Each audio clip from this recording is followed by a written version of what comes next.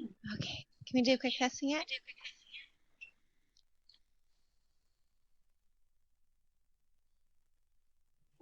All right, let's do a quick testing. Can you guys hear me through the webinar? Testing, testing, 1, 2, 3. Hello, Catherine from France. We are happy to have you here with your first webinar. We hope you enjoy it. So good morning, everyone. Good afternoon. My name is Donna, and I will be your host for today's class here at Lotus Institute of Integrative Medicine. We are the leading acupuncture C provider offering the largest selection of courses for our acupuncturists. So if you are here looking to learn something that you can use in your practice right away, you've definitely come to the right place, and we're so glad to have you here.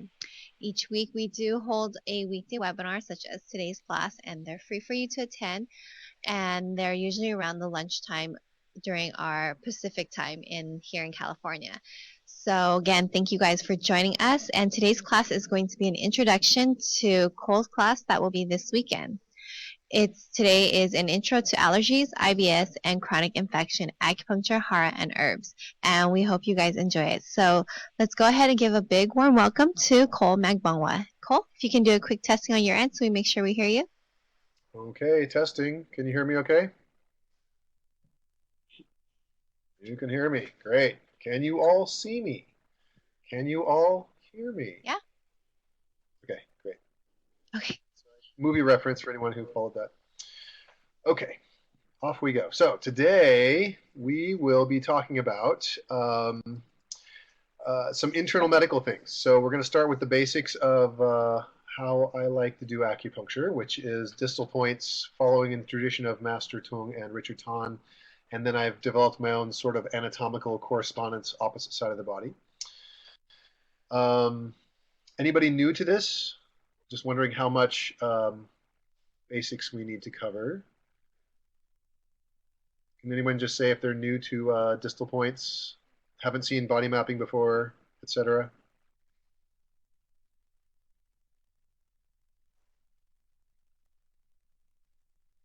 Not new. I think I recognize your name, Cynthia. New Shuling. Okay, very new guest. New. Okay, well, let's do some basics.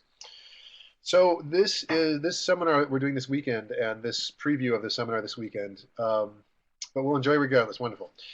Is kind of a dive into internal medicine. Mostly, I've been teaching up until this point lots of acupuncture for pain or dysfunction or difficulty with numbness, tingling, burning, what have you, with body mechanics. So this is like organ medicine at this point. So it's kind of a new thing for me to teach. And of course, we all see organ things. This is just my version of how to do it. And then what kind of aspect and version I take, wow, Angelia, and how to look at these diseases and how to view them and where to do the acupuncture for them and how would you frame it and the strategy.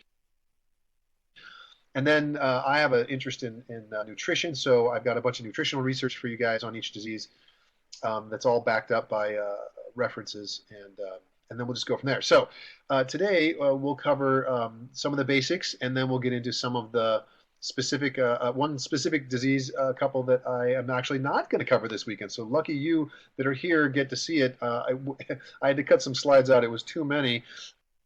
So we'll teach it probably at another time on a weekend, but you guys are going to get it today. So first of all, what is body mapping acupuncture technique? So this is a simplified distal point method of acupuncture, meaning distal meaning not local. So no needles where the problem is, needles away from where the problem is.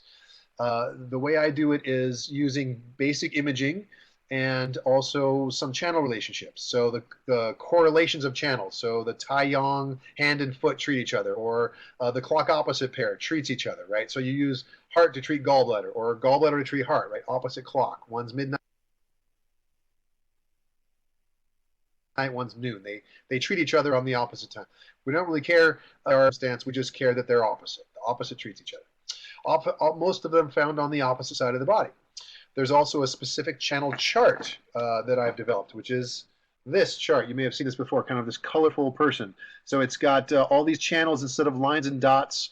We've got bands, and I color coded them, so they're phyllo color coded. So the earth is going to be orange and yellow, so that's stomach and spleen, and the blue is kidney and bladder, and so those are going to be dark blue and light blue, and the green is going to be liver and gallbladder, and so those are green. See that? So color coded, and then here's the imaging on the back side of the chart. So front side of the chart has got your color-coded guy. Back side of the chart has images.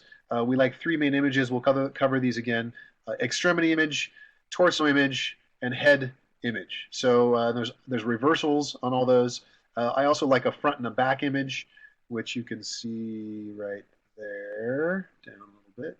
That's the one. Front and back treat each other opposite-sided. Those are kind of fun, so we'll talk about that a bit.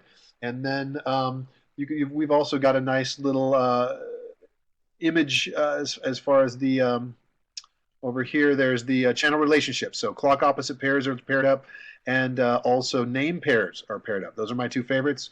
And then I also will use same channel. So meaning a bladder channel problem on the back, we'll do bladder channel points in the leg. Okay, very good. Excellent. So eLotus has them if you'd like, or you can find our email from eLotus, and we can also mail them to you. I also have a book. Can you grab me? I don't even know if I have a book here. Darn it. I have a book. eLotus has my book, and that they have it, or you can get that on Amazon. And okay, enough plugging. So channel location chart, also anatomical correspondences. So the piece that I've sort of added to all of this channel relationships, which Ton came along and taught us all, and we're so grateful for him for that. We've also got correspondences of specific muscles. So like what I basically decided was I went to the body and said, okay, so we know that Tai Yin over here treats Tai Yin over there, or we got Tai Yin, Tai Yang over here, bladder, small intestine channel, and Tai Yang over here, bladder channel treat each other. So where exactly, though? Because that's a big bladder channel here, and this is kind of a lot of small intestine coverage. So where exactly do they treat? Well, I found that this iliac crest and the spine of the scapula relate, and so we can relate those two. And then the muscles that attach relate to the muscles that attach. And so the muscles on the opposite side treat each other. And it just turns out that if a muscle has a similar action, so like an extension of the arm, well then, actually that's a flexion of the arm, then a flexion of the leg. Those 2 flexions treat each other. So the muscles in the front on large intestine channel that are doing flexion, and the muscles in the front on stomach channel that are doing flexion of the leg treat each other. So you can correlate exact muscles, which is nice. So I've added that piece, correlating muscles and bones. Also features of this, we have immediate pain relief. That's kind of a key hallmark here, as I'm looking for an instant change when I stick needles in someone. I want to feel the muscle change, or I want them, more likely them, to feel the difference in the mobility, the range of motion, the pain they're feeling in the spot. I'm looking for immediate change. Ability to quickly diagnose. So once this system becomes clear, you can honestly just have your patient look at the chart and go, oh, it hurts right there, and then you know exactly what channel you're on. And so you just match up your channels over here, and then match up your image over there, and off you go. So pretty simple there. Quickly diagnose and treat anywhere. Most patients are treated without disrobing. We can reverse these images around, treat almost everything from the elbow down and the knee down. So mostly they just have to roll up the sleeve, pull up the pant leg. We almost never have to have them take too many clothes off. I do like my patients wearing a tank top usually, because I want to get to the back of the shoulder to treat the hip. It works a little better than the wrist for the hip, so I like that. And then you can treat them in chairs. People can be lying in chairs. So the community acupuncture style, you can do people lying in chairs or sitting in chairs or recliners. Very effective for them as well. Me personally, I've been doing distal points for over 20 years. I first was introduced to Ton in 94 or 5, I think. And he came around to OCOM, where I was in school for a master's. And he taught a seminar. And as soon as I saw him treat the whole room of people, 1 patient a minute, basically, I was sold. And saw the instant changes. And I'm like, teach me how to do that, because we weren't getting that in school. Originally, a lot of these things came from the Tung family style. Ton taught a lot of Tung points, and so we learned a lot from those. Not a lot of theory in the Tung books. Some are writing more theory nowadays, which is great. And but Ton sort of was this one that started all that theory. I've sort of done this, what I call the band theory. That's the remapping of these channels. So I made them bands instead of lines. So the whole body's covered instead of, well, what's between the two channels? So I sort of decided, well, that channel goes this far and the other channel goes that far. And oh, by the way, everything on this chart has been proven to be clinically. So there isn't something that I've guessed at on here. If it's not on here, I haven't seen it clinically. If it is on here, I have seen it clinically. So and it's worked. Anatomical correspondence, of course, and then, since we're doing organs this time, and we're doing internal medicine, organs, we can treat them just like we treat pain. So if somebody's having pain in say their liver, right, over here on the liver, we can just look at, okay, what channel goes across the liver? So just as if they were having pain on that spot, it might actually be liver pain. But what if it's cirrhosis and no pain, or hepatitis, no pain? Usually there's pain, especially if you palpate it, right? Then we've got obviously liver channel going across it. There's some gallbladder channel coming in from the side. There's some stomach and spleen channel running over the top of it. And so we can focus on treating those channels at that location of the liver, and then you get an effect on the liver itself. So that's kind of the way we're going to look at treating the organs. So treat organs like pain. Famous quote from Dr. Richard Ton as well. Treat organs like pain. Here's the sample images again. On the back of the chart, so you can peruse those. There's an extremity image. Arms and legs treat each other opposite side, very anatomical.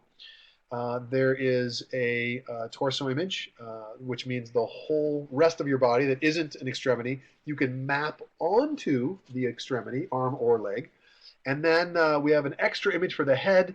If you wanted, the whole head maps on the arm or the leg. So a secondary image for the head if you didn't want a needle, say, the hand treat head. So let's go through those really quickly. I don't want to take too long on these basic stuff. You all can find my previous seminars for these basics, but I'll just review them quite quickly. So extremities first. Arm and leg treat each other.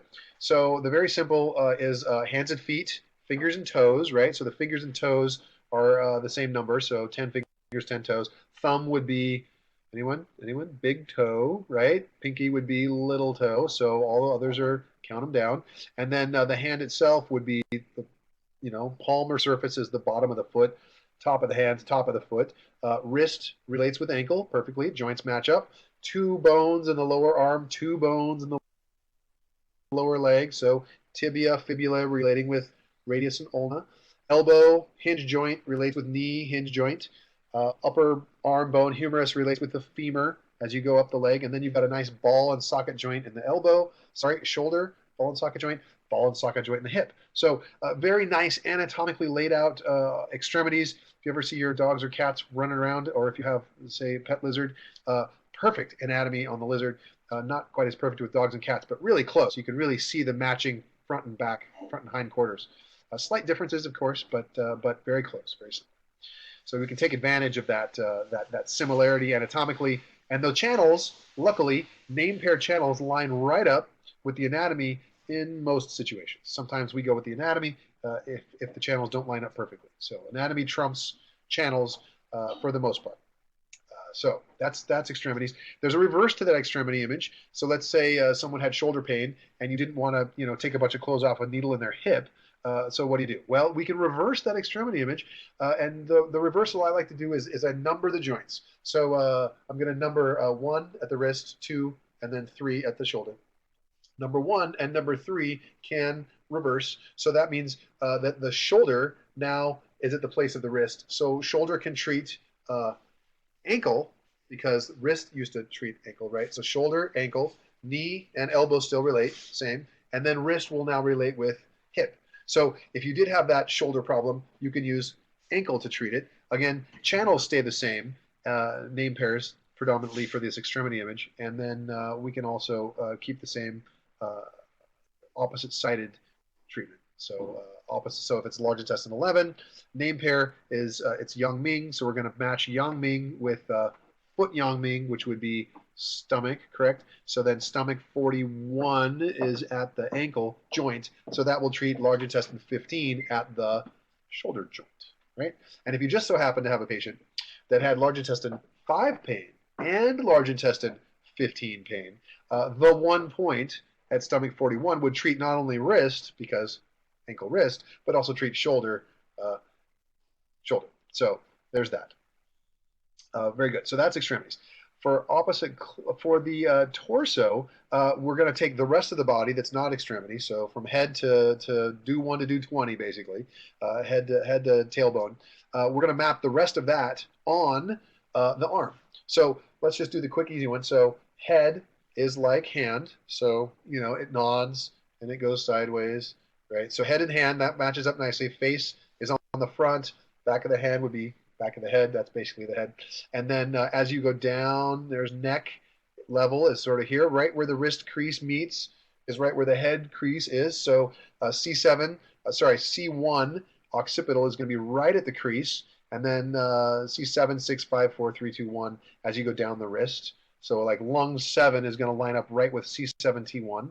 Very nice. And then as you go down the upper body, elbow is going to match up with navel or L2 level. So that's kind of where we bend at the waist below the ribs there. That's navel. And then lower abdomen is the upper arm. And then the shoulder joint is going to be right at the bottom of sacrum. So that's the first one. Leg does the same thing exactly. I've got a little anatomical guy over here that we can show leg on. So we're going to line up head with foot, right? So there's our foot movement, head, right? Ankle is going to be neck. See how ankle lines up with neck right there? And then as you go down the leg, knee in this case is going to line up with torso, kind of L2, and navel level at the knee. And then this is a malleable, stretchable image, right? Malleable and stretchable and shrinkable. So this upper leg is going to shrink right down and be the whole lower abdomen. And then the hip joint is going to line up right at the bottom of the sacrum, or where the genitals are, sacrum area. That's going to line up there. So that's our torso image on the arm and leg. There's a reversed version where you reverse the arm and the leg and line them up some more. So that's our basics. Head image is simply the whole head lined up on the arm. So top of the head, eye level is going to be at the elbow, nose, mouth, chin there. The reversed version is top of the head here, eye level at the elbow, nose, and then chin. So again, sorry, covering this a little quickly, but we have more advanced things to move on to today. So there's our images. See previous seminars for more information. Here's the channels, clock opposite name pairs, all paired up there. Again, color-coded with the chart and the colors on the chart. So there you go there. And here's the full chart. One more time, again, available at eLotus or from us. And moving on. So human anatomical relationships, anatomy more effective than channel, meaning if the anatomy is more closely related than the channels are, we go with the anatomy. So usually more effective. Joints and bones, we line those up to each other, and then soft tissues and muscles treat each other. Tendons treat tendons, ligaments treat ligaments. Tendons and ligaments are so close they can kind of treat each other, but bones treat bones. So if you have a bone problem, treat a bone. Skin problem, treat a skin, etc. Here's the anatomical position I like the body in when I relate these. So you can see that the arm and the leg are the furthest apart from each other, and as you go towards the body, you end up at the center of a person. So we have extensive lectures on that in previous seminars. And then there's a muscle correspondences, and I get into each individual anatomical muscle, what it corresponds with, strategies on how to treat it, how to needle it, where to needle it, etc. So that goes in depth in the book, and also we've done seminars on that. So for today, we're going to continue on to internal things.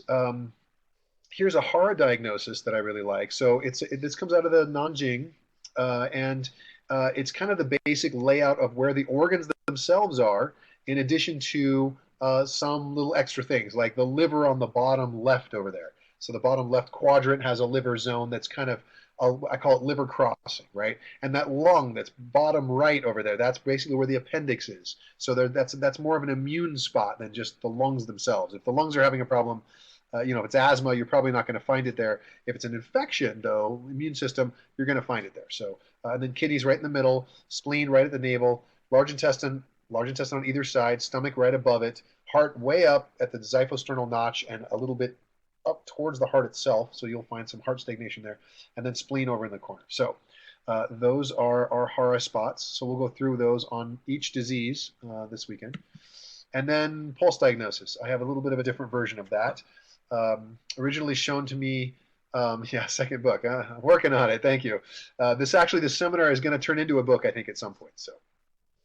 Uh, so pulse diagnosis. So we've got. I like to find these channels this way. Morant, Soulier de Morant did a book, and in that book he's got pulse scattered throughout it. It's hard to find in there, but there are sections where it describes almost these exact locations.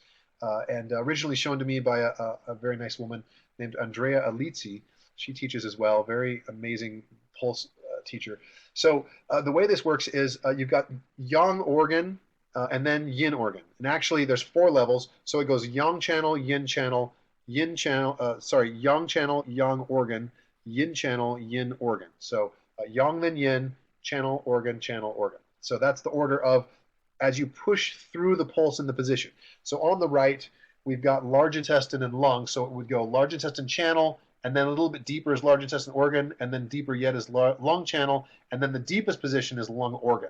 So you can kind of pick out which organ or which channel you're palpating, and then you can roll the finger to the upper part of the body or roll the finger to the lower part of the body and get very specific, right side, left side a little bit, on where exactly you're finding things. So these are just the basic layout, right and left sides. I find the endocrine and adrenal in that lowest kind of kidney yang spot, and I find hormone and actually uterus in that lowest kidney yin location, kind of deep to that kidney yang. Bladder and kidney are on that left side. So that's how I find those. Occasionally you'll get crossovers. One pulse could be really strong and then take over the other side pulse. So on we go. So for day 1 and 2 of this internal medicine, I was trying to figure out I thought I could get the whole internal medicine into one weekend, and it's just not going to happen. So it looks like it's going to be a 4-day procedure. So we'll do the first 2 days, and then maybe next year we'll do the next 2 days. But this weekend we're going to cover eyes, ear, nose, throat, and teeth. It should be ENTT. Respiratory conditions, cardiovascular. We'll maybe start into gastrointestinal on day 1, and then we'll finish gastrointestinal, which is like probably 70 slides just in gastrointestinal, and then continue with immune and infections. We'll get to hepatic and gallbladder, cirrhosis, gallstones, etc. General urinary, so we'll do kidney stones, UTIs, all that kind of good stuff. So that's all what's coming up this weekend. Today, what I had to leave out was some of the immune that I wanted to cover, and that was we'll cover that today actually, which is nice. And so day 3 and 4 is going to be, we'll get into gynecological, endocrine, psychological, derm, and then neurological, cancers, iatrogenic, which means caused by doctors. That would be, we can cause disease too, right? So, and then musculoskeletal, that could be a huge section just because, we do lots of this for that. Okay, so I'm using some lifestyle nutritional advice to my patients, and where I get that is mostly from a few places. And the main ones are this very nice gentleman, Dr. Michael Greger, MD. He wrote a book called How Not to Die. So there's the reference for the book. And he has a website, nutritionfacts.org. Mountains of information there. He's been doing that for over 10 years. He will send it all to you free. You can research anything in there. If you have a patient come in with a condition, like I had a patient walking with Barrett's esophagus today, and I'm like, I go to his website, I punch it in, Barrett's esophagus pops up, a whole bunch of videos and information, and I just send them on to the patient, and they've got their own research. Everything is cited. He's got 20 studies on every single video. It's the most science-based information you'll ever see on nutrition. It's absolutely fantastic. I can't recommend it enough, and I follow it to a T. Secondly, nutritionfacts.org is a Physicians Committee for Responsible Medicine. They also have a website, pcrm.org. Nutrition Guide for Clinicians. I'll show you the book. I'm bringing the book with me, so I'll show you. It's a little small, kind of open it up and dig through your disease. Dr. Neil Bernard does that one. He's out of DC. Also fantastic website. Everything's free on there. Does lots of great information. Lastly, nutritionstudies.org is Dr. Colin Campbell's site from Cornell. They have a certification program in nutrition studies, and he did the China study, which was, if you don't know, the biggest epidemiological study in the world in China, and the book is fantastic, and his information is. So also highlighted in lots of movies like Forks Over Knives, etc. On we go. So those are the references of what I'm using for nutritional information. So immune, we're covering respiratory allergies, weak immune system, upper respiratory infections, influenza, food allergies, and autoimmune stuff like lupus. Lupus was the only one I kind of got into this time. Some of the other ones like IBD, Crohn's disease, etc., is actually in the GI section. So we will cover that this weekend. Lupus, sadly, we won't be able to get to, but today we're going to cover I think we're going to cover weak immune system and food allergy, if I can get to it. So we're going to start with weak immune system. So first of all, etiology and pathology. Microbiome deficiency is sort of the first thing I think of when a patient has a problem with their immune system, catching colds all the time, immune system isn't functioning properly, catch every little bug that comes by. So what happens is the harmful bacteria in the gut are prolific, and there are certain foods that cause that. And then what happens is the immune system weakens the good bacteria that provide us with all the beneficial phytonutrients that they help pull out of the food and make absorbable for us. They become weak, and the immune system weakens, and the immune system is the gut, basically. So that's the first cause. A lot of things also play a role. Sleep, of course, smoking, excessive alcohol, weaken the immune system. Stress, being overweight and obese weakens the immune system. Having a lack of eating of fruits and vegetables weakens the immune system.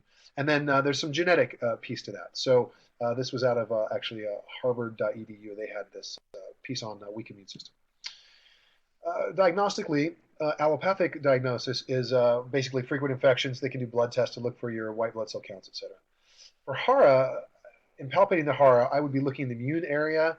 The spleen area might be tender and tight. That's the middle at the navel spot. Could be empty and weak as well. Immune might be empty and weak. So sometimes, usually we're looking for tenderness on these palpatory locations in the hara, but sometimes they're empty. And emptiness could be also a sign that it's a weak organ. Usually we're looking for excessive things causing pain, but in this case you might find that weakness in that immune area, down in that lower right quadrant, which is where the appendix should be. For spleen, for pulse, we may find a spleen weak pulse, a lung weak pulse. That would be sort of the Wei Qi kind of spleen lung combination, Wei Qi, right? And the organ pulse would be weak, deep, possibly soft. So there's that. And then treatment would be get more sleep, de-stress, eat more fruits and vegetables, stop smoking, maintain a healthy weight. So that's basically your allopathic version of what they're telling patients with weak immune system. Acupuncture-wise, what channels we're looking for is I'm going to focus on digestive and then lung. And so digestive organs, if we're looking at our chart, let's see if I can get the chart over here. There we go. We're looking at over the abdomen, you've got stomach channel, of course, spleen channel, some kidney channel, and over the lungs, you've got kidney channel, stomach channel, spleen went deep. I think spleen runs around the lung on the inside of the chest, personally, and then some pericardium there as well. So we're going to focus on those channels and then do points that relate to those locations. So stomach 36, of course, that's going to be right centered, at the knee is going to be basically navel level. Stomach 42, a source point. I love the source points. We're going to use that to help the source of it all. Spleen 6, 7, and 9 are basically what's called the three emperors in the Tung system. So you can look up those points if you'd like, but basically it's spleen 6, 7, and 9. The spleen 9 sometimes is a little bit towards the kidney channel or a little bit, maybe one soon below spleen 9, deep point. Kidney 4 to 3 is my favorite way to treat lymph issues. So I start at kidney 4 and thread it into kidney 3. Might have a chance to needle that this weekend. I've needled it in previous seminars. Liver 3, Li4, basic circulatory stuff, of course. Li10 is probably my favorite for immune. That is the point that actually treats that immune zone on the hara. So if you find that immune lung spot, that lower right quadrant, the lung Li10, large intestine 10, on the opposite arm is the one that resolves that painful spot. So that's probably my favorite immune point. It's basically like stomach 36 on the arm, really. It's a little bit towards triple warmer channel, I would say, in the classic location. So it's not exactly right on large intestine, a little bit more towards triple warmer. Some people have called it triple intestine 10. I think that's a nice way of talking about it. I usually do a couple points there. One never seems to quite get it all. And then lung 7 and 9 for the lungs and the source again. Herbal treatment, eLotus, Evergreen has a great formula here. Immune Plus is wonderful. Also, they have a Cordyceps 3, again, wonderful. I use both of these on my patients. And then sometimes if I don't have it, or I want to use Yuping Fengsan for various reasons, I might use Yuping Fengsan, but I'm almost always giving them cordyceps as well. So a lot of the patients will get cordyceps as a powder or a capsule in addition to Yuping Fengsan. And cordyceps, I often like to get from a place called Aloha Medicinals. If you look Aloha up, the man who formulated their cordyceps, they grow it in a lab. Um, it's an inexpensive way to get cordyceps. He is a mushroom genius, and he's hybridized some. He's got an organic hybridized super cordyceps that's just unbelievable stuff and not expensive, which is wonderful. It makes it very available for patients. As far as lifestyle nutrition goes, this information comes out of How Not to Die, which is Dr. Greger's book. Page 81 to 90 is where this was found. I reference these in every disease we cover. Immune function declines with age in general. It also is increased with more than 5 servings a day of fruit and vegetable, and that boosts the antibodies. It's measurable and researchable. Cruciferous vegetables, specifically, that's the cruciferous category, called so because the flower of these vegetables is in the shape of a cross, 4 petals. And so any flowering vegetable that makes a 4 petal is a cruciferous vegetable, and that category is basically called the cabbage family. So you've got kale, broccoli, cabbage, cauliflower. Any of the Chinese vegetables that are in that bok choy, Napa cabbage category are all cruciferous and extremely nutritious, really high on the nutritional scale, and very good for immune system. So intestinal lining is 2,000 square feet, which is more than most houses, and thinner than tissue paper. Super thin lining here. So this intestinal lining can be damaged quite easily, and when it is, immune system just plummets, and you get leaky gut, all kinds of problems like that. Cruciferous vegetables trigger lymphocytes, and those repair the lining of the gut, which is why there's so much thought to juiced, cabbage, or eating, fermented cabbage and healing the gut. And this is why, because the cruciferous vegetables just have this incredible ability to heal and repair the gut lining, which is wonderful. The caveat I would say, and this is where Chinese medicine comes in very nicely in these situations, is that we like cooked vegetables, don't we?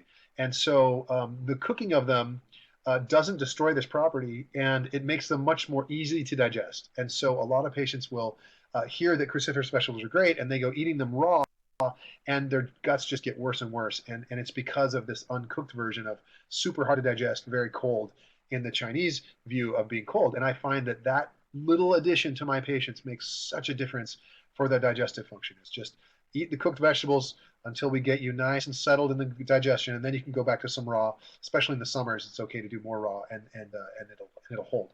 So berries also wonderful, boost those natural killer cells. Virus and cancer berries are wonderful for that. So continuing on, cesarean babies, interestingly enough, have a higher risk for allergic diseases. And this would be probably because they didn't get covered by mom's beautiful, wonderful flora as they go through the vaginal canal. And if you've heard about this, lots of cesarean babies have more allergies, more risk for infection, all kinds of issues because they didn't get covered with which is actually lactobacillus that mom's vagina is covered in at that time. Actually, it's not there all the time. When she gets close to birth, the vagina just gets loaded with this lactobacillus. And when baby goes through, it gets on the mouth and gets in the hair and goes in and it just coats the intestines as they eat that. And then they also get lots of bifidus from breastfeeding. So the combination is really important. Probiotics increase the white blood cell activity, so you can boost the immune system with probiotics. Prebiotics feed those good probiotics, and that is only found in fiber, which is only found in plants, specifically in starch from plants. So here you go with whole plant foods, getting the starch and the fiber in the whole plant foods. That is what is feeding our good probiotics that we want. Or if you're taking probiotics, but you're eating a non-prebiotic diet, you're not doing yourself a bunch of good there. So mushrooms also incredible, boosting the IgA, anti-inflammatory at the same time. Candida is an interesting subject. When it turns out that in the research, when they started researching it, they actually can't find evidence that a candida problem exists, even though there can be candida infections, which are life-threatening and terrible. When they look for candida in the gut, it's hard to find. And actually, we need some of that candida, it turns out. And there's research that it actually doesn't exist. So I cited the research there in the video about it from Nutrition Facts. If you'd like to go look up that yourself, very interesting. On to food allergies. So food allergies, this is a long section here. Etiology, pathology, again, this one's from the Nutritional Guide for Clinicians is this book, and that was from what I referenced earlier, the Physicians Committee for Responsible Medicine and Dr. Bernard. They put this guide out for physicians, medical doctors. They made this nutrition guide, and it's like a little reference book, and it is just loaded with information. So this page, I think it goes to 800 pages. So here on page 480, it's got food allergies, and so anaphylaxis, of course, the worst type of food allergy where people die from, can't breathe, swollen, swells up in the throat. The most common things that cause that are eggs, peanuts, dairy, fish, shellfish, and tree nuts. It can affect eyes, nose, throat, skin, GI. The food allergies can. IV exposures tend to cause more of a severe reaction. So if you get an IV somehow, I don't know how you get IV fish or dairy into you, but if you did IV something, you get a bigger reaction to something. So proton pump inhibitors, H2 receptor blockers, they have an increased reactivity with allergies. So people who are on those inhibitors of their acid get more reaction with allergies, which is interesting. I hadn't heard about that before. Allopathic-wise, diagnostically, they do skin testing, not that effective. IgE levels in the blood, also not that effective. Double-blind placebo-controlled food challenge. That one is pretty interesting. So they double-blind people. They put some kind of food allergen in a capsule, and they give people who think they're allergic to, say, wheat, for example. They would give one group real wheat in a capsule and one group something else in a capsule, maybe rice, and then see what happens. And fascinating studies on that, but it ends up different than what everybody thinks. But it's a good way to challenge for a food allergy to see if it's true or not. Diagnostically, hara-wise, again, checking that immune spot. If they're having food allergies, usually their guts are a mess. So typically everything's tender. So they'll have spleen tenderness right in the middle of the small intestine there, stomach tenderness above it, CV12, LI tenderness, large intestine itself on both sides, stomach channel, either side. Also liver crossing could be tender on the lower. That's basically the lower descending colon where it turns into the sigmoid colon and exits. All of those colonic areas could be tender, potentially even on the liver area itself, right over the liver, but usually that's more liver related. But there is like that, ascending to transverse colon junction that could be tender on someone. Pulse-wise, we're looking for large intestine, small intestine, or stomach pulse. And what we're looking in those are superficial, windy, tight, wiry, or even hesitant pulse. Sometimes if these patients have been beaten down long enough with these food allergies, you'll get lots of deficiency in all these positions instead. But often I'll look for these superficial kind of boundy, windy type, allergic type pulse that you might find usually in large intestine. In this case, it's in the large intestine organ, or stomach organ or small intestine organ. You might find that kind of pulse when someone's having this allergic response in their gut. As far as treatment goes, basically allopathic is avoid known foods. EpiPens, of course, for the patients that need that. Antihistamine steroids, desensitization shots. I mean, that's kind of all they've got. I suppose if it's really bad, they might remove sections of bowel if they could figure out what part of the bowel was allergic. They get kind of crazy with that stuff.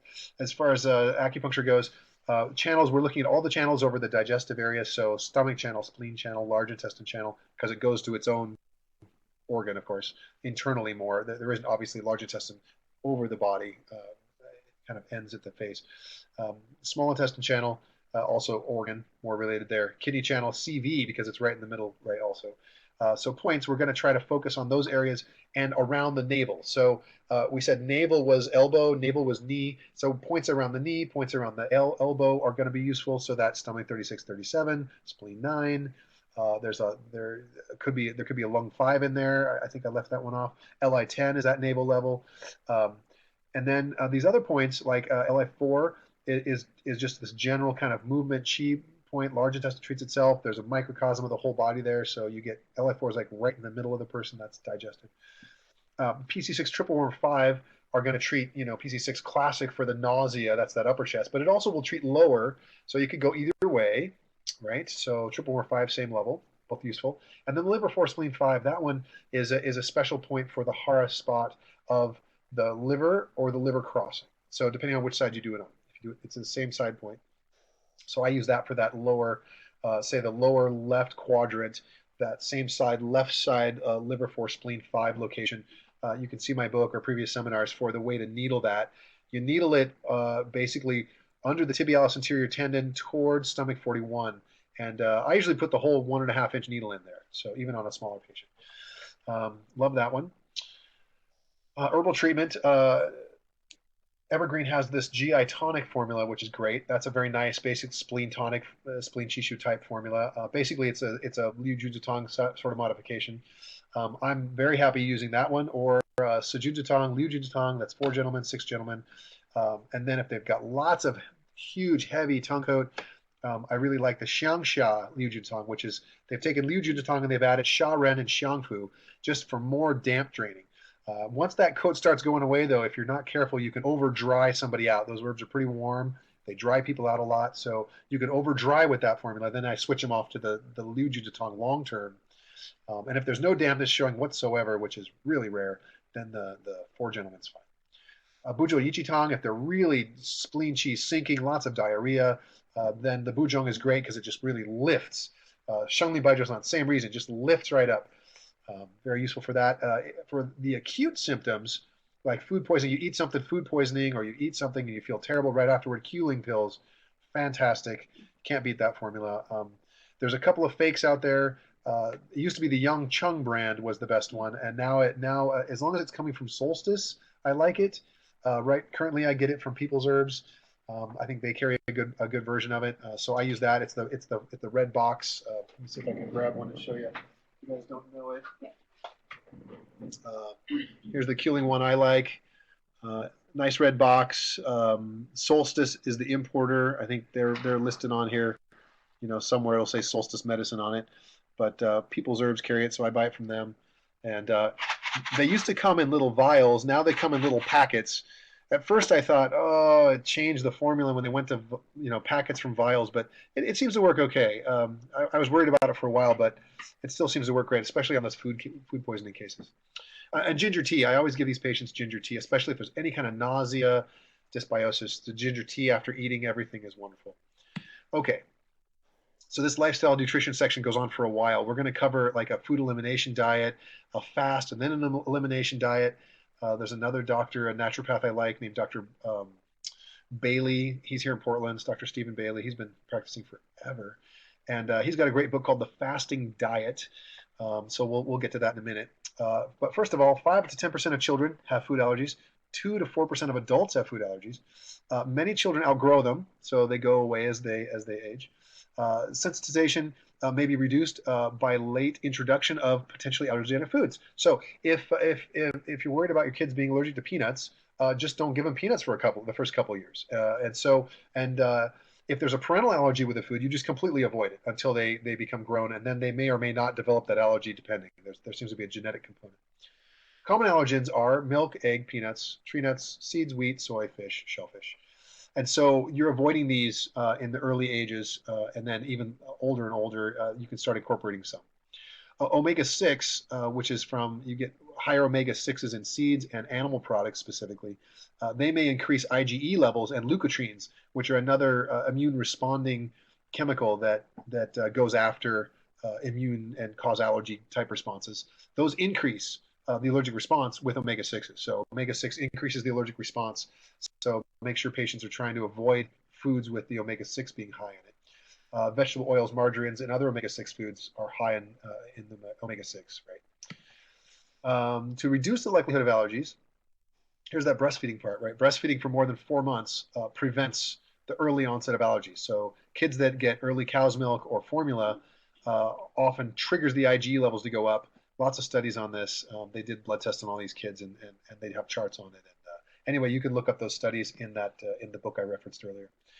Delayed introduction of allergenic foods, so avoid processed foods. Often those have unlabeled allergens, so you may go to grab a food in a box off a shelf somewhere, not the best place to get your nutrition, and read it, and it has this many ingredients, but then when you go to eat it, there actually is a little bit of some other allergen in it, unlabeled. And that's really common in processed foods. Whereas if you eat whole foods, you know exactly what's in it, right? Because you made it.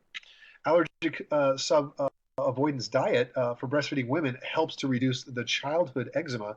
So these allergenic foods that we saw earlier, if mom avoids it when she's breastfeeding, then those allergens don't pass through and go into baby, and baby doesn't get the allergies. So mom needs to be a little bit careful. And I don't know if many of you have seen that, but I've had many mothers with eczema children, and I'm like, okay, stop eating this, stop eating that, get off spicy food, you know, and then eczema goes away on the baby. Sometimes we even give mom eczema formula, which goes through breast milk into baby too. So you have to be a little careful on what you give mom, but as long as it's safe for babies, then go ahead and give it to mom and treat baby through mom. That's an interesting way to go. Avoiding eggs and milk, a 50% reduction in eczema specifically from eggs and milk. That's interesting. Didn't know it was that high. I knew there was definitely an association, but 50%. 30% outgrow it in 1 to 2 years, and this is children again. So meat associated more with allergies in childhood specifically. So there's a specific, there's a whole set of research on that Gregor did. Eczema, eggs, milk, wheat are the most common allergens, irrelevant of skin tests. So even though you might have skin tests done, or a patient might have had them done and said, no, I'm not allergic to eggs.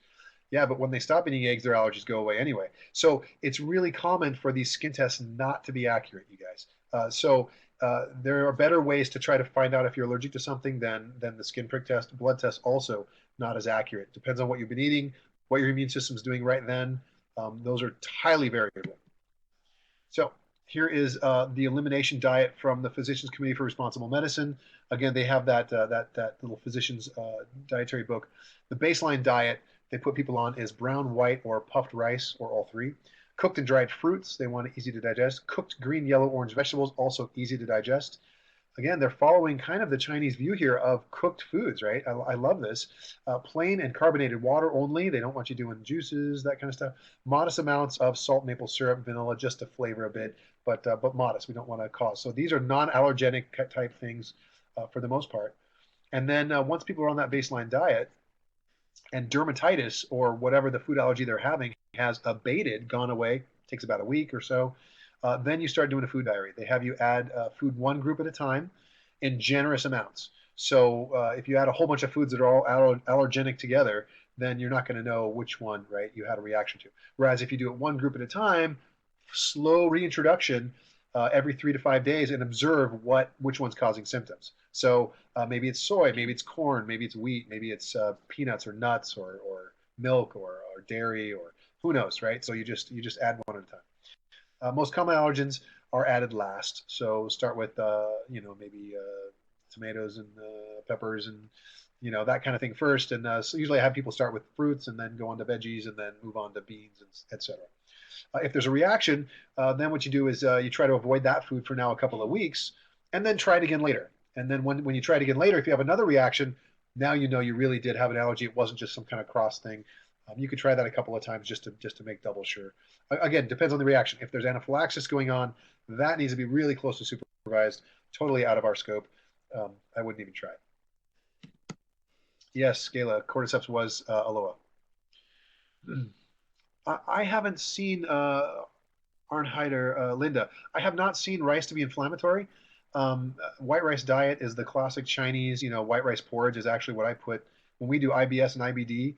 I haven't seen one patient react to it yet. That's been 50 to 100, I guess. So not millions. But I think it's one of the most inallergenic foods there can be. I suppose if somebody's inflammatory to everything, you'd have to find something else. I'd probably go potatoes, but potatoes I think are way more allergic than rice can be. But potatoes could be good as well. But I haven't seen it to be allergenic. Fasting diets. So here's Dr. Bailey's fasting diet. It's from his book. Yeah, there is. I'm sorry, Linda. So I would say, just as a quick word onto, I don't have too much time, so I'll get into it this weekend. I hope you're there. But I would say if somebody's giving you advice and they're not basing it on evidence, I would say think twice and go read evidence, right? So now that we're becoming doctors in this profession, we need to read research. We need to look at research. And there is mountains of research in nutrition. We don't have mountains of research in Chinese medicine, so we can't really look to ours that much. And the research that's out there, they're trying to do placebos. Those don't work. I mean, it's very confusing in Chinese medicine for research, but in nutritional science, it is not confusing. There is mountains, I mean, hundreds of thousands of studies. And Gregor is the best guy to look at it and read it, and he tries not to opinion. He tries just to present the information. So that would be my source, and that's what I would recommend you to go look at. Again, don't take my word. Go look at it for yourself. So debunked. Yeah, well, there's a debunk of the debunking, Maryland. So go ahead and look it up. All right. So fasting diet. So what Dr. Bailey recommends, and he's got this great theory about how this works. Food allergies and sensitivities. One of the most elusive, confusing, frustrating modern medicine. Diagnostic procedures. They're really not able to distinguish between allergies and sensitivities. Not reliable, not accurate. Elimination protocols followed by a food challenge is the most useful and accurate, which is what PCRM had. And so this is how he does it. So basically an allergy, first of all, is an immune response to a protein or a hapten, which is a chemical that attaches to a protein. That immune system releases immunoglobulins. You've heard of these. So this is what IG stands for, is immunoglobulin, right? So IgGs, IgEs, IgMs, all immunoglobulins. Oftentimes, food sensitivities are acquired over time, and they're acquired because of incomplete digestion. So the digestion, the stuff doesn't get absorbed completely, or it gets absorbed too big, right? You get these cracks in our intestinal wall, big particles go through, immune system reacts to it, you get a reaction, an immune response. So, and then you develop an allergy to it. So sensitivities can be reversed. Allergies really can only be desensitized. Those are like the true full-on immune system response. Symptomatically identical. You really can't tell the difference between a sensitivity and an allergy only after an elimination diet and improved digestion. Then the sensitivities go away. Allergies will not usually go away. Sometimes they become a little bit less, but they don't go away. So allergy, he also equates this sometimes with addiction. And that's an interesting subject. The way he explains it is that on a cellular level, the proteins are enormous structures. They're just mountains going through on a cellular level. So complex digestion and breakdown into amino acids. It's really a complex process, way deep to get into. I honestly don't understand it completely. But incomplete digestion basically results in these very large proteins being absorbed into the bloodstream. And then you get this big absorption because of either very giant cells that can absorb these large particles, or hyperpermeability, which is basically leaky gut, right? And that causes all kinds of immune response, and then autoimmune if you're eating foods that look mimicky to our tissues. Immune response is a complex, T cells, immunoglobulins attacking invaders, etc. Organic and glyphosate. Gene, nice question. If I have a minute, I'll get to it. If not, we'll talk about it. But I usually, yes, organic, I like. Though if it's fruits and veggies, I think they're so good for us that it looks like it's better to get them anyway. If you can stay away from them, the best. So we try to eat organic if we can. So allergies, addiction. Undigested proteins are reduced in the liver, which is interesting. So the liver somehow detoxifies a bit of these undigested proteins in the bloodstream. And what happens is it results in so many immunoglobulins that it leads to an autoimmune reaction. Also, if you get more offending food eaten later, the immunoglobulins, instead of attacking you, they attack what you ate. And so they stop attacking you and attack what you ate. And so now you feel better, right? And so that leads to this like, oh, I feel better if I eat that nasty food. And then it makes sense, right? That makes sense with this addiction to foods that are harming us, right? Because you've got these immunoglobulins built up and they attack you or they attack what you ate. So if they're busy attacking you, you feel bad. And then when you eat the opposing food, they attack the food instead of you, then you feel better, right? But it just triggers the cycle to keep going. So it actually it just goes on and on. So, and there's the addiction piece. So if the allergenic food is rarely eaten, then it's very easy to recognize that immune response because the immunoglobulins have been cleared out, which takes 4 to 5 days, which is why you want to fast or go on this elimination diet 4 to 5 days to let the immunoglobulins clear out of the system. And then when you eat that opposing food, now you get this big reaction and you really can tell that there's a difference. That's a true allergic response or sensitivity response. Now you know the difference. So if the allergenic food is a mainstay of someone's diet, then the immune response is really not noticeable. It's like going from 45 to 55 miles an hour. Whereas if the immunoglobulins are cleared out, now it's going from 0 to 55 miles an hour, and you get this huge jump and you'll notice the difference, right? So only after being on the fast will you be able to notice that difference. So here's how he does it. Here, first of all, here's the different symptoms. Increased heart rate is one that he really likes you to check. So he has you check your heart rate before you eat a food, and then at 15, 30, and 60 minutes after, and I think even 90 minutes after eating a food, and see if your heart rate goes up by 50%.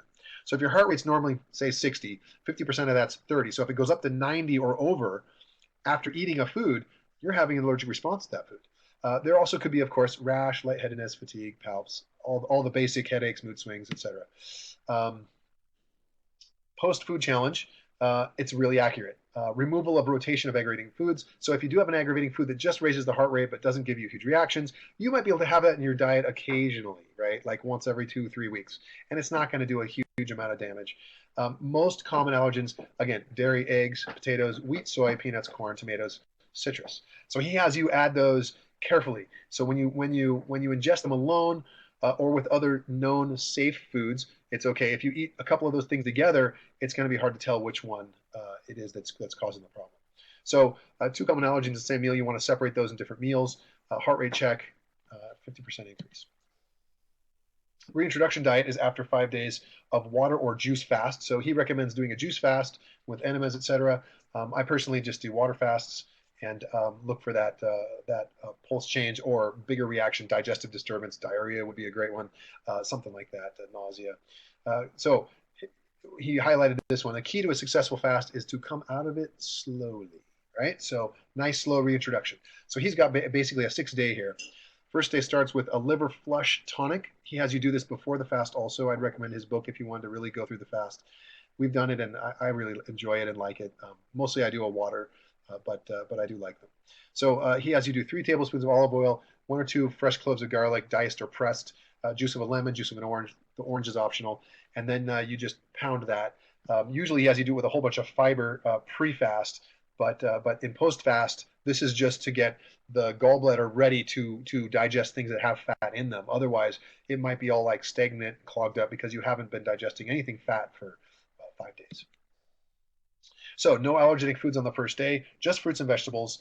You're excluding corn, soy, tomatoes, potatoes, squash, yams, and sweet potatoes. Could be allergies to those. And then so soup, salad, steamed veggies, juice, smoothie. Typically for my patients, I have them doing fruit the first day, then veggies the next day. I have them doing cooked, no salads. I have them doing only cooked to begin, and then slowly add raw later. Millet, day 2. He adds yogurt on this day, and that's a separate food to add. Everything you had on day 1, you add, and then you just add the stuff for day 2. Day 3, you add the stuff for day 3. Day 4, you just keep increasing what you can eat. And boy, does it taste good after a fast if anyone's ever done that.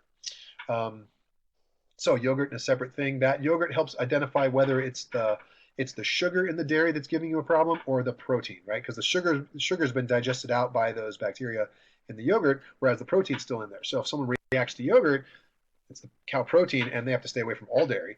And if they react to milk but not yogurt, it may be just the sugars, and then they could eat the fermented dairy. So, or possibly cheese. I'd still avoid personally.